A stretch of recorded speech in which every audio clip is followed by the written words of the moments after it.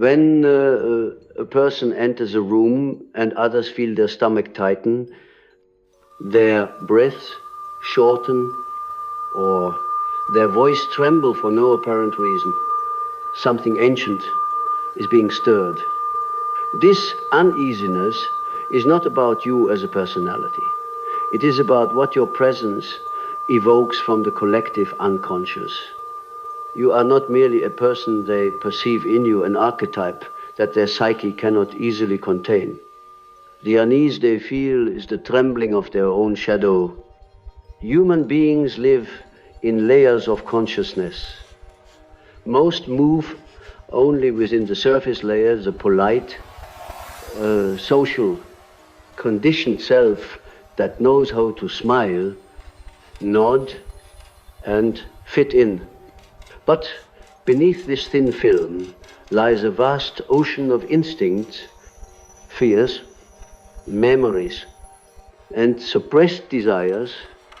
The one who has begun to awaken to their deeper self, who has touched the subterranean currents of their psyche, carries an energy that unsettles those still asleep. Your very awareness becomes a mirror that exposes what they have denied. They cannot name it.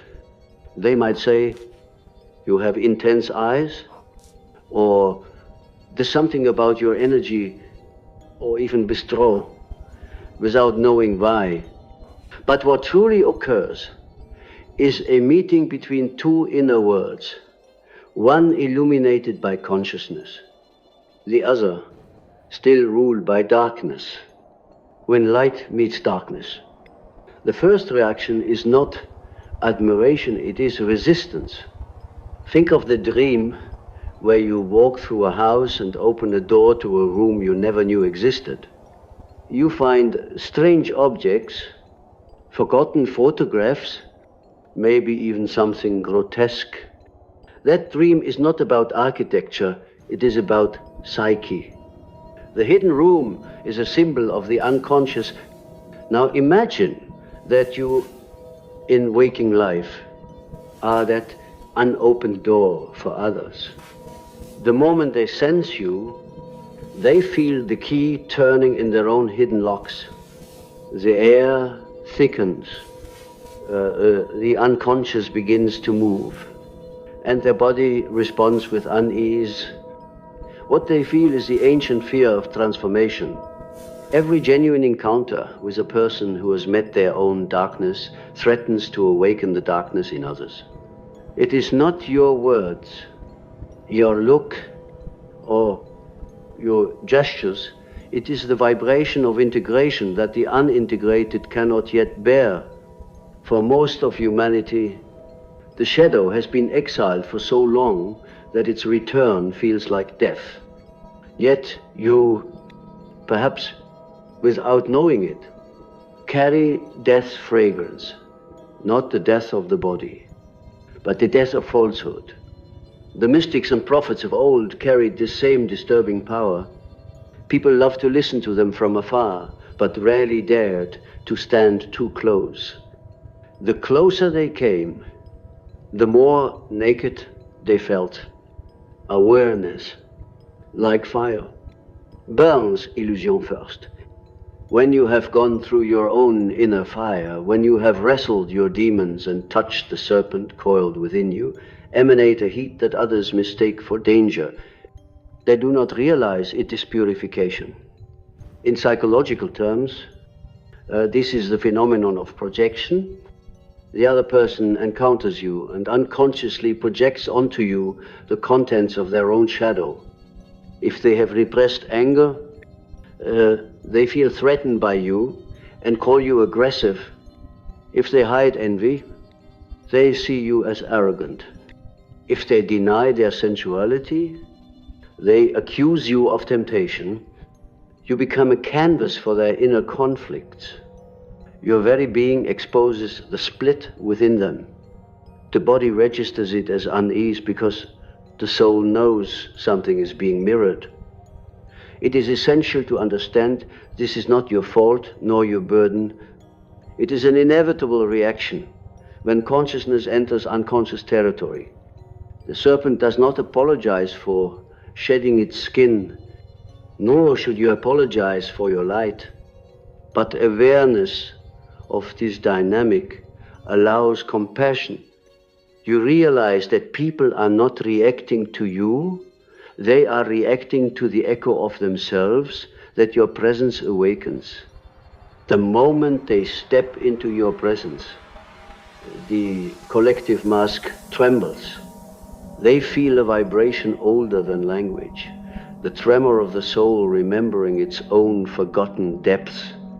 You may notice their eyes flicker, their tone shift, their laughter become nervous. Some will seek to dominate you, others to please you, some to flee. Each reaction is an archetypal defense mechanism against the encounter with the self. When you have tasted the self, when the opposites within you, light and dark, sacred and profane, begin to reconcile, you emit a field of psychological gravity. It is not charisma in the worldly sense, it is psychic coherence. People can sense coherence, even when they cannot define it. It disturbs them because it reminds them of their own fragmentation. Your stillness, your non-reactivity becomes unbearable to those who survive by reaction. You may wonder, why must it be so lonely to be whole? Because wholeness in a fragmented world is revolutionary. It exposes the game. Imagine you are in a masquerade hall where everyone wears masks. You walk in without one. The others do not rejoice, they panic. Your face becomes a threat to the entire play, for it reveals that there was never a rule requiring masks in the first place. That is why people feel uneasy, not because of who you are, but because your authenticity threatens their adaptation, yet understand their discomfort is also an invitation. The unease they feel is the soul's first stirring toward integration. It is pain, yes, but also possibility. When they leave your presence, something lingers. Perhaps that night they dream of confronting a stranger, or of being chased through dark corridors, or of standing naked in public. That dream is not random, it is their psyche continuing the conversation your energy began. You are, in a sense, a walking dream symbol, a living archetype acting out its role in the collective story of awakening. The path of individuation, the journey towards the self, is not a path of comfort. It is a pilgrimage through mirrors. When you embody that path, you become one of those mirrors for others. And mirrors are rarely loved. They are necessary. The unease you evoke is the first step in their initiation. For transformation always begins with dissonance. Think of fire again. Before metal becomes a sword, it resists the flame. The heat that frightens the metal is the same force that will shape its destiny. Likewise, when someone feels uneasy around you, they are standing at the threshold of their own alchemy. Your presence is the furnace. Their ego is the metal. Their shadow, the ore. Something in them senses this and trembles. But you, too, must be vigilant. The moment others project their shadows onto you, the temptation arises to identify with the projection. You may begin to see yourself through their fear, to believe you are intimidating, cursed, or isolated This is another test of consciousness, to remain the mirror without becoming the image. The enlightened person is one who can stand amidst others' projections and not lose their reflection of truth. Do not dim your light to soothe their darkness. Instead, hold the tension. True compassion is not soft, it is fierce presence, to remain yourself fully and calmly, while others' shadows dance around you, is the highest service you can render. You become a silent exorcist, not by rituals, but by being in dreams. When the dreamer finally turns towards the pursuing monster, the nightmare dissolves. The monster was the dreamer's own unlived power. So it is in life, you are that turning point for others. When they step into your presence, something in them begins to turn, however slightly, toward the darkness they once fled. They feel uneasy because they are on the verge of meeting themselves. And perhaps you have felt the same toward others before, toward those who carried a greater light than yours at the time. Remember how you once resisted, judged, or withdrew from someone simply because their freedom confronted your chains. The same drama repeats endlessly in the human theater. We are each both the awakener and the awakened, the mirror and the mirrored. So when people feel uneasy the moment they meet you, do not take pride nor offense. See it as a sacred phenomenon, a psychological earthquake signaling the birth of greater consciousness. Something in them has recognized something in you that words cannot define. It is the recognition of the self meeting itself across two vessels.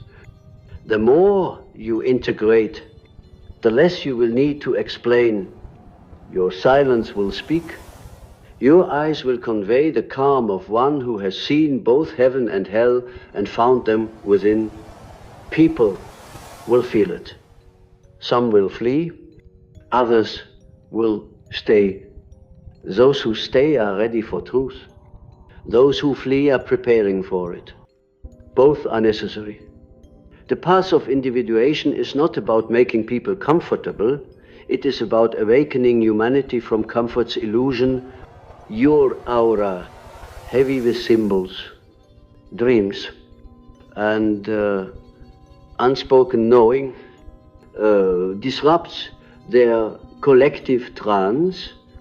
And though they may not thank you, the soul within them does, for it recognizes in you the possibility of wholeness, the memory of the garden before the fall. There exists a peculiar current between souls, invisible yet undeniable, an energy that flows not through words, but through being. You have felt it, a subtle trembling in the atmosphere when someone enters the room, a field that rearranges itself without consent to the ordinary mind. This is nothing but intuition, chemistry, or mood, but in truth, it is a psychic transaction, an ancient language older than the spoken tongue. When you begin to awaken, this field intensifies, and others feel it before they understand it. The psyche recognizes energy before it recognizes form. That is why a dog senses fear, why a child feels danger without proof, why an empath feels sorrow that is not their own. When a person approaches you and their body stiffens, they are encountering not your physical shape, but your psychic signature. It speaks of the inner work you have done, of the dark corridors you have walked through, of the unconscious that you have dared to know. Jung once said that The meeting of two personalities is like the contact of two chemical substances, if there is any reaction. Both are transformed. The transformation is not always gentle. When the soul that has never faced itself meets one that has the pressure of the unacknowledged rises from within, the eyes may smile, but the unconscious begins to stir like an animal waking from centuries of sleep. You may think that people's unease is rejection, but it is more sacred than that. It is the trembling before initiation. You remind them that they, too, are deeper than their persona. The shadow, long buried, begins to whisper in their ear, "See me, acknowledge me. Do not forget what you are hiding." And because this voice has been suppressed, your mere presence amplifies it until it cannot be ignored. This is why mystics were feared, why truth-tellers were driven to the wilderness. The awakened psyche disturbs the collective dream. You, by being awake, become a disturbance. The more integrated you are, the more you radiate the frequency of wholeness, and wholeness disorients those still fragmented. They feel uneasy because the unconscious seeks equilibrium. And in your presence, their psychic imbalance becomes visible. In dreams, such movements are symbolized by floods, earthquakes, or sudden winds, forces that shake the stability of the known world. Those who dream of water rising are those whose unconscious is demanding recognition. When someone feels uneasy around you, they are, in a sense, dreaming while awake. Their unconscious floods into their awareness uninvited, because your energy acts as the storm that opens their inner gates. Energy transference is inevitable among human beings, but rarely understood. Every interaction is a merging of fields, a temporary overlap of souls.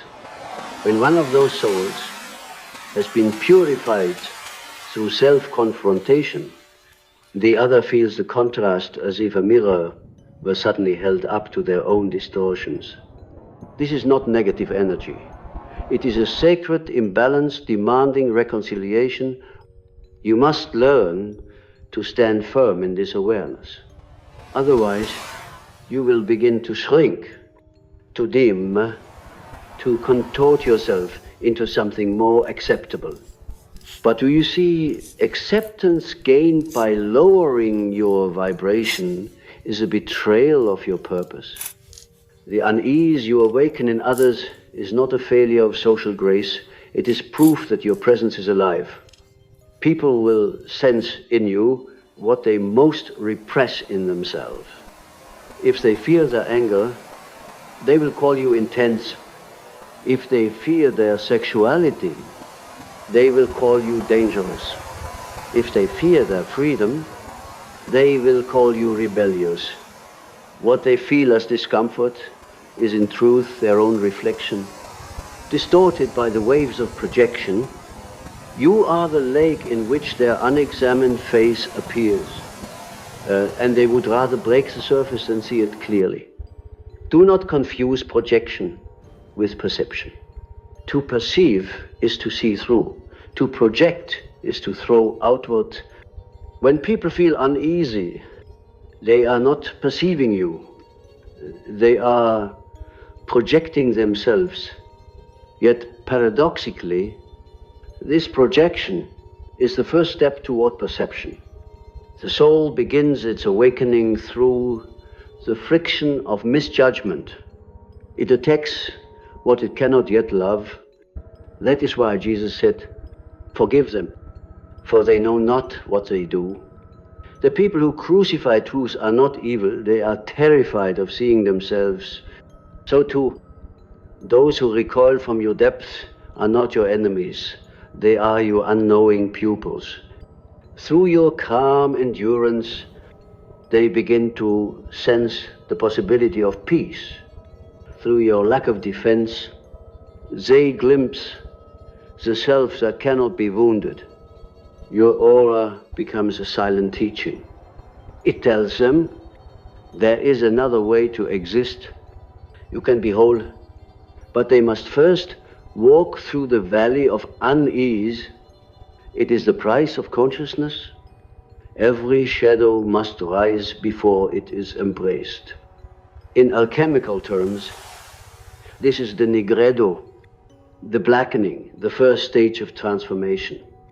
When matter decomposes so that the spirit may emerge, you carry that black sun within you. To those who have not yet entered their own nigredo, your light appears as darkness, your calm as danger, your freedom as threat. But in truth, you are the herald of their becoming. The archetype that governs this phenomenon is that of the wounded healer Chiron, the being who could heal others but not himself. You may carry the wound of solitude, the ache of misunderstanding, yet it is through this very wound that your power flows. People feel uneasy because they sense that your compassion was bought with suffering. The air around you carries the scent of both death and resurrection. This archetype operates beyond moral judgment. It is not about good or evil, but wholeness. When you have touched your own darkness without being destroyed, you emanate the vibration of integration. Others, still divided within themselves, feel this as both attraction and fear. They want your light, but not the path that birthed it. Consider how people react to the crucifix, the serpent, or the mirror symbols of transformation and self-confrontation. The crucifix reminds the ego of surrender. The serpent reminds the soul of change. The mirror reveals the truth. Your presence is a living synthesis of all three. That is why it unsettles them. They sense that something in them must die, shed or awaken, and the ego resists all three, yet there is beauty in this disturbance. You are not sent to make them comfortable, but to make them conscious. Every shiver you evoke is the soul remembering its own unfinished story. Every silence that follows your words is the psyche reorganizing itself around a higher truth. You are the storm that clears the air, the symbol that reawakens forgotten myths. Your life, if lived consciously, becomes a dream, sent to awaken the dreamers. And yes, it is lonely, but so is the mountaintop. So is the chrysalis. The butterfly cannot expect the caterpillars to understand its wings. So what must you do with this power of presence? Guard it. Refine it. Do not use it to dominate or manipulate. Do not seek validation from those still bound by their illusions. Let your energy teach in silence. The true alchemist transforms through being, not through persuasion. In time, those who once felt uneasy will begin to feel peace in your presence. For what once triggered them will have integrated. Their unconscious will have met itself enough times that your light no longer blinds but illuminates. This is the secret rhythm of spiritual contagion. The unease precedes the awakening. The friction is necessary for fire to be born. Do not flee from it. When people avoid you, bless them silently. They are not rejecting you. They are negotiating with their own darkness. When they return, welcome them. without pride. You are both students in the same cosmic classroom, only seated at different rows of awakening. Remember, too, that your unease around others is the same process mirrored back whenever you feel inexplicably disturbed by someone's presence. Ask yourself, what is being revealed within me? What part of my psyche is reacting? The lesson is reciprocal. The soul uses others as mirrors until you can see directly into yourself. Soon, you will no longer take reactions personally.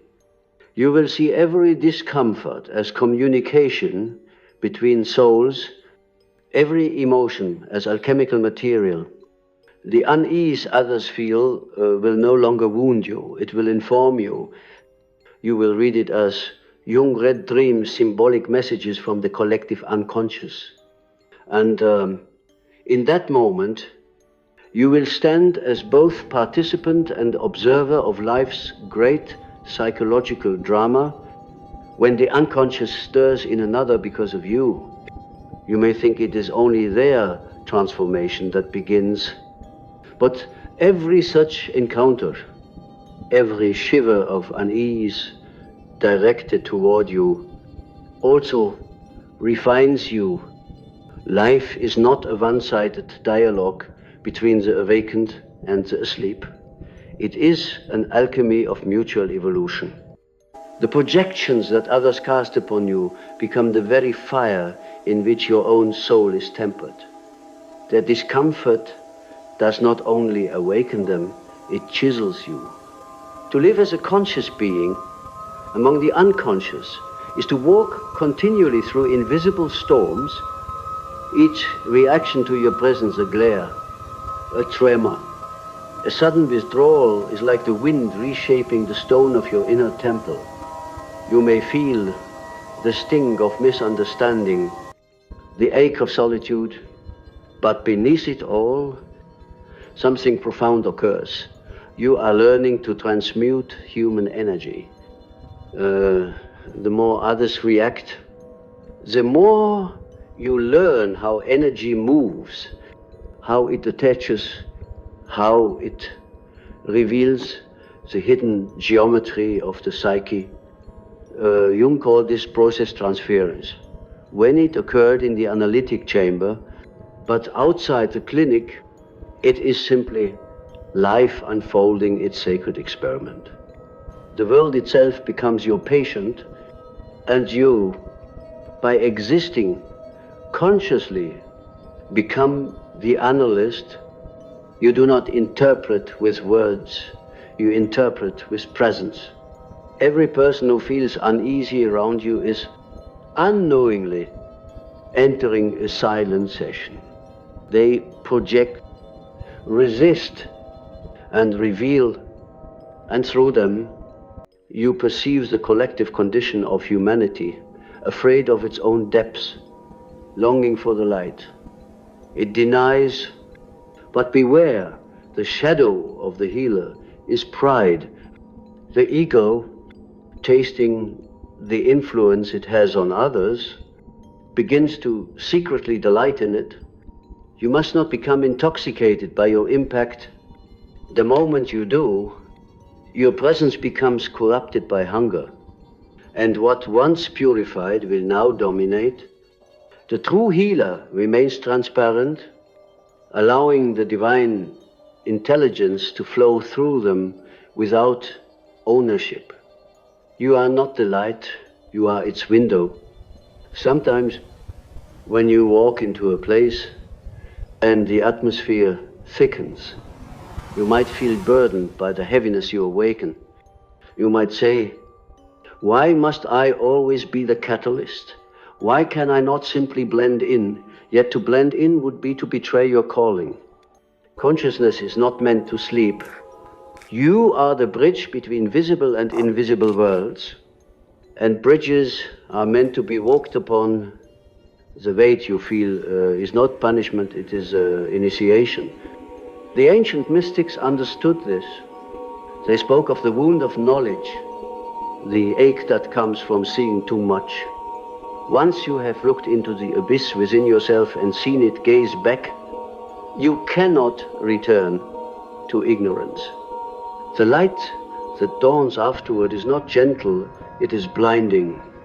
You begin to carry within you a stillness that reveals what others cannot yet bear to see. The world senses this and calls it mystery, but what it truly feels is truth without disguise. The alchemy of projection works both ways. The unease others feel toward you is also a mirror of what remains unintegrated within you. If you attract hostility, look for the fragment in yourself that still resists peace. If you evoke awe, examine the part of you that still seeks validation. The external reaction is an oracle. The psyche never wastes energy. Every echo serves your individuation. In dreams, this process is dramatized symbolically. The dreamer often encounters figures that provoke fear or fascination, monsters, lovers, gods, or strangers. Each one carries a piece of the dreamer's psyche seeking integration. In waking life, others play the same roles. The person who feels uneasy in your presence is your dream made flesh. They represent a fragment of humanity still caught between darkness and light. And through them, you learn the language of the collective unconscious. There will come a time when you no longer resent their unease. You will begin to see the beauty in it, the trembling of a soul nearing the threshold of revelation.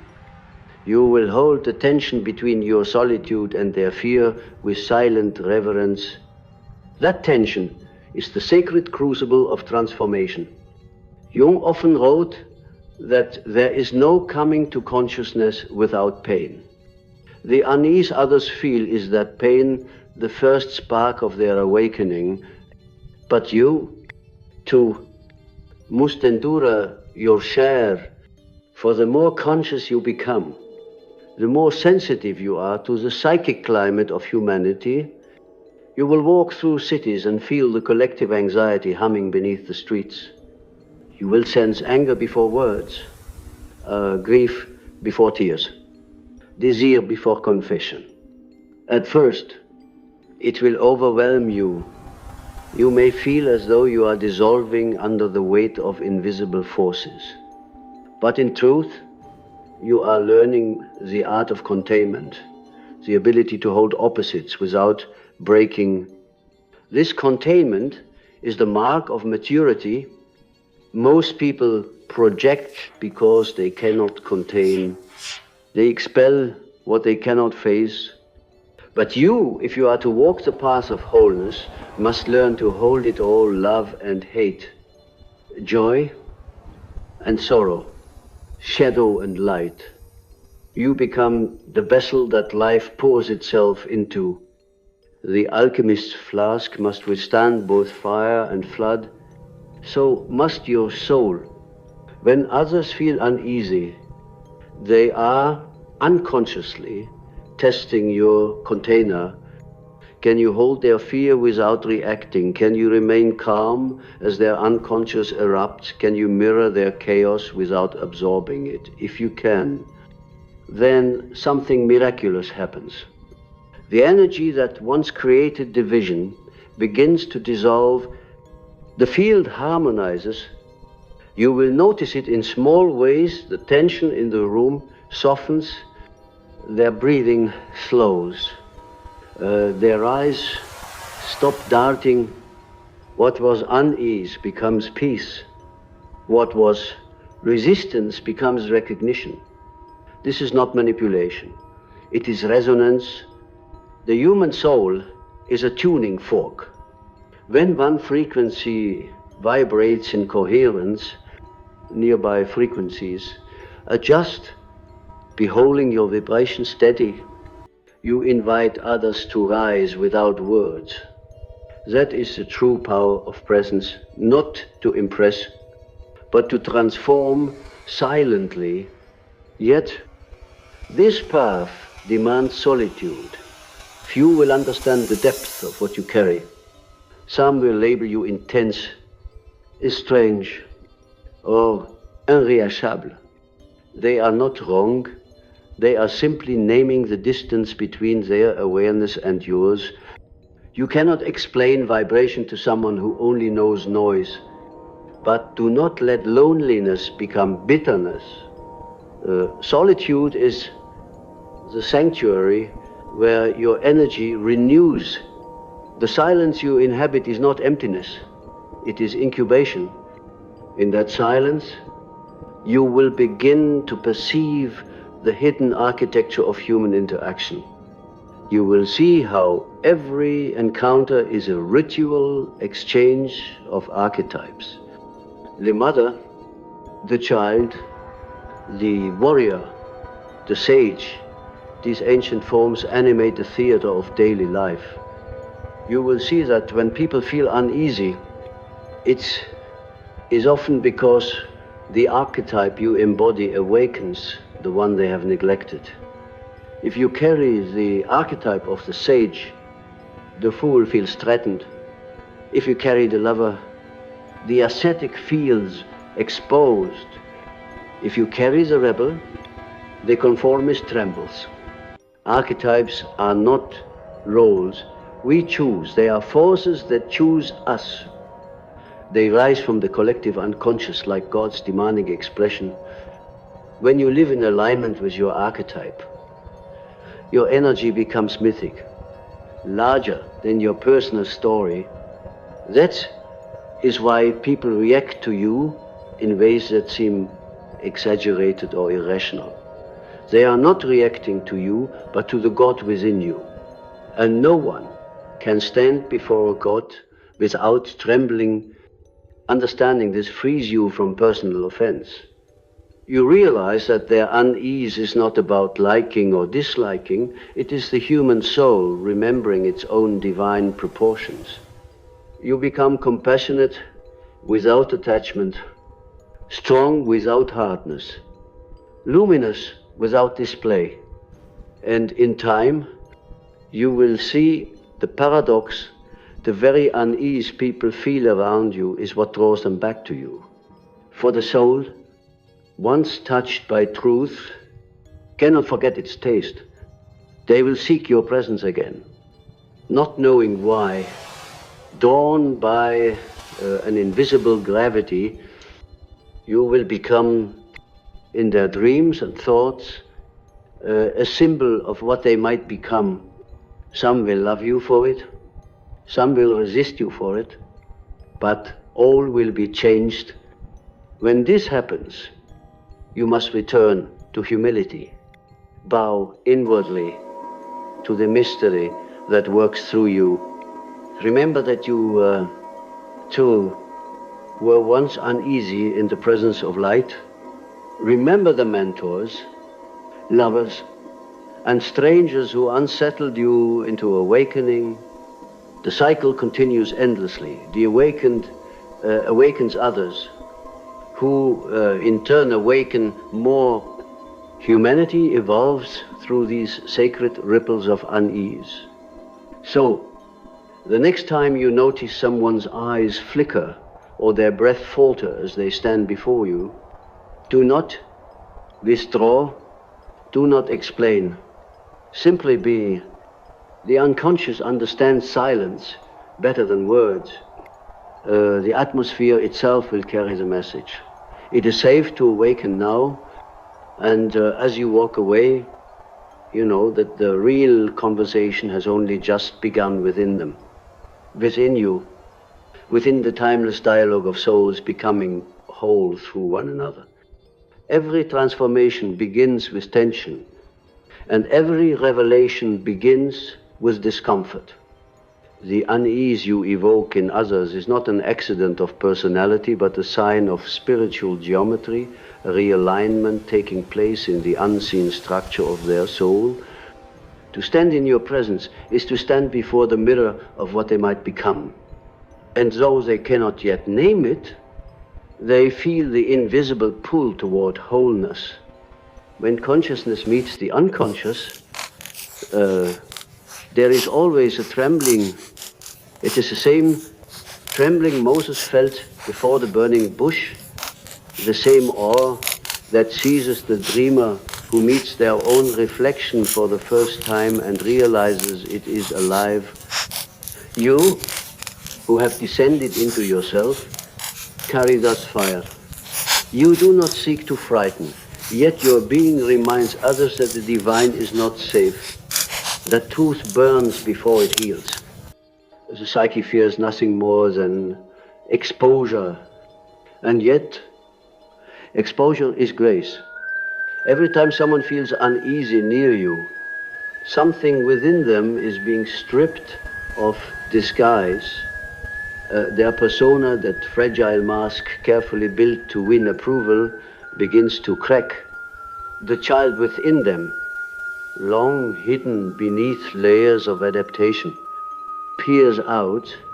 It remembers that once it too was whole, fearless, and radiant, and for a fleeting moment, they glimpse what it feels like to be real again. That glimpse is both terrifying and liberating. Your task is not to comfort this reaction, but to contain it, to remain present while they wrestle with their own awakening. You are the witness at the threshold, the one who holds space while the soul rearranges itself. The modern world has forgotten the sacred art of presence. It mistakes comfort for love and avoidance for peace. But true love, the kind that heals, always begins in disturbance. Look into nature. A seed must split before it can sprout.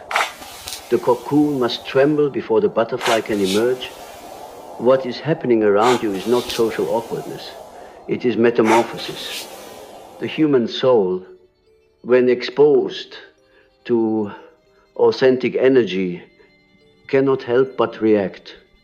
It sheds illusions, the way fire consumes paper. Sometimes you will feel their fear in your own body. You will walk away from a room and feel drained, heavy, or inexplicably sad. This is the cost of carrying light in a shadowed world. You absorb not their darkness, but their resistance to light. It is like static discharging across the field of your being. Learn to cleanse yourself through solitude, through silence, through communion with the eternal. Do not let the unease of others become your identity. You are not the cause of their turmoil. You are its catalyst. The healer must remember this, or else he becomes the wound. Jung once said that we do not become enlightened by imagining figures of light, but by making the darkness conscious. When people feel uneasy near you, the darkness is becoming conscious. It rises like smoke from the hidden chambers of their soul. You are the match that ignites recognition. There is an ancient law woven into this mystery. Everything you awaken in another, you must be able to hold within yourself. That's why initiation always begins with suffering. You had to walk through your own unease, your own disintegration, before you could bear to awaken it in others. The light you now carry was forged in shadow, and the world senses this, the deep authenticity of one who has been burned and not destroyed. The archetype that now lives through you is the transformative presence, the sacred embodiment of the self in motion. People mistake it for power, charisma, or mystery, but it is something much older. It is the vibration of unity remembered within duality. It is what ancient texts call the divine fire, the consciousness that reveals and heals simultaneously. Wherever it appears, illusion crumble. As you move deeper into this awareness, the line between you and them dissolves. You begin to feel the collective heartbeat, the shared field of human becoming. You realize that the unease others feel is also the echo of your own humanity. You are not above them, you are within them. Their awakening is your continuation. Their resistance is your mirror. And slowly, the loneliness that once haunted you transforms into compassion. You no longer long to be understood, you long to understand. You no longer seek recognition, you seek resonance, for in truth, you were never meant to be understood by minds, still bound to surfaces. You were meant to awaken souls to their own depth. There will come a day when even the unease becomes sacred to you. You will stand in a room and feel the ripple of tension. And instead of shrinking, you will smile quietly. You will sense the archetypal dance unfolding, the friction of awakening, the music of souls, remembering themselves, and you will know that the trembling in the air is not fear, but the sound of chains breaking. That is the final alchemy, unease transformed into reverence. When your presence ceases to disturb and begins to elevate, you have crossed from the psychology of the self into the mysticism of the soul. The boundaries that once defined you blur into universality. You no longer carry light, you are light. Expressed in form, from this state, there is nothing to teach, nothing to prove. Words fall away. You walk through the world like a silent bell, and wherever you go, the unconscious begins to awaken. People will still feel it. They will still tremble, but now their trembling will carry joy instead of fear. You will notice it in their eyes, recognition, not resistance. They will not know why they feel at peace, but they will. To live like this is to fulfill the work Jung called individuation, the realization of the self within the human vessel. It is not about perfection, but integration, the marriage of heaven and earth within the heart. You, through your presence, become the living symbol of this marriage. The world feels uneasy because it is still learning to love its own divinity. And so you will continue walking quietly, deliberately, unseen by most, yet felt by many. You will know that your presence has purpose even when misunderstood. For every moment of unease you evoke is a seed of consciousness taking root. You may never see the flowers bloom, but the world will change because you were here. When night falls and you feel the weight of your calling, remember this, you are not alone. Every soul that ever carried light in a dark age walked this same path. They, too, were misunderstood. They, too, were the mirror that frightened before it freed. But all of them, in the end, realized the same truth, that the world's discomfort was proof of its readiness to evolve. And so, do not seek to be loved for your light. Seek only to remain true to it. For love will come, in time, in forms deeper than praise. It will come in the silence, after conversation, in the tears. Someone cannot explain, in the dream that follows your departure. The soul always recognizes what the mind denies. Your presence is not a performance, it is a prayer. Every breath you take is an invocation. Let them remember. Let them awaken. Let them see that what they feared in you was what they most longed to reclaim in themselves. When people feel uneasy the moment they step into your presence, it is not a curse, but a benediction. It means that the veil between worlds has thinned, that the unconscious has been stirred, that the divine within them has begun to whisper again. You are not their discomfort, you are their doorway, and so they may not yet thank you. Someday they will understand that your silence was a sermon, your gaze a mirror, your being a bridge. So walk gently, radiant one, carry your fire with humility. Let it burn, not to destroy, but to illuminate. And when the world trembles in your presence, bow inwardly and whisper to the trembling soul before you, do not be afraid.